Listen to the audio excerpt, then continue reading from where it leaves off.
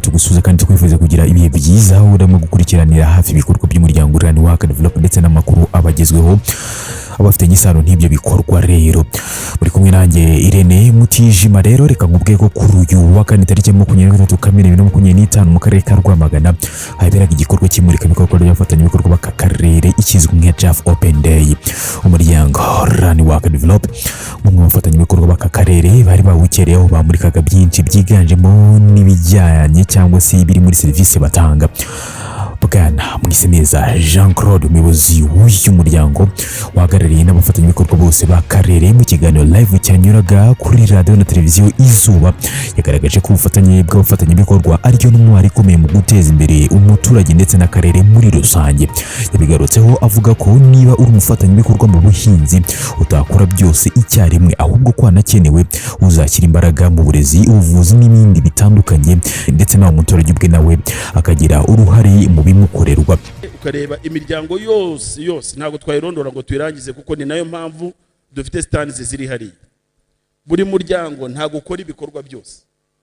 Ntabwo uzabona umuryango uvuga ngo twego dufasha mu buhinzi, dufasha mu burezi, ibintu byose ntabwo byashoboka. Ariko umuryango umwe uri mu bukungu, undi muryango uri mu mibereho myiza, undi muryango uri muri good governance, ariko bigamije wa muturage wuzuye uriho neza mu buryo buri physical, emotional, mental, donc ku buryo ari umuturage ufite ubuzima bwiza.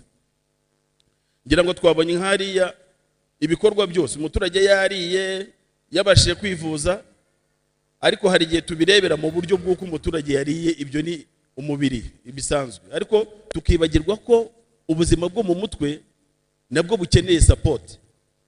Tukahasanga uyisenga n'imanzi akaza nawe akavuga ati ngiye kubafasha, ariko nanone tukibuka ko hari umuhanga wavuze ngo icyo wakora cyose ukinkorera ariko nge ntakigize mu ruhare ntabwo ubugikora umfasha, ahubwo ubugikora undwanya.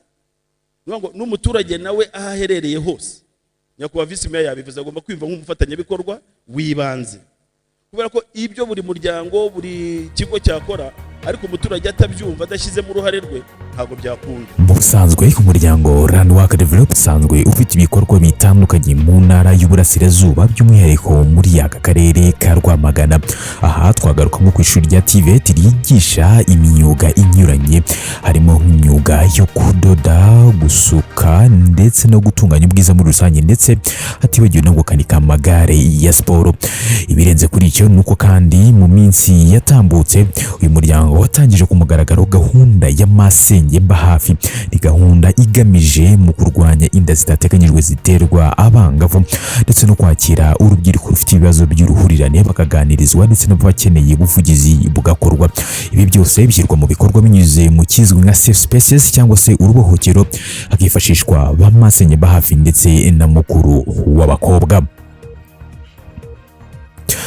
Ibi byose ni ibikorwa by'umuryango Rwamagana Develop ukomeza kugenda ukora umunsi ku wundi. Ibi byose bigashimangira uruhare rw'umufatanyabikorwa mu guteza imbere umuturage ndetse n'akarere. Irene Mutijima, LWD mu karere ka Rwamagana.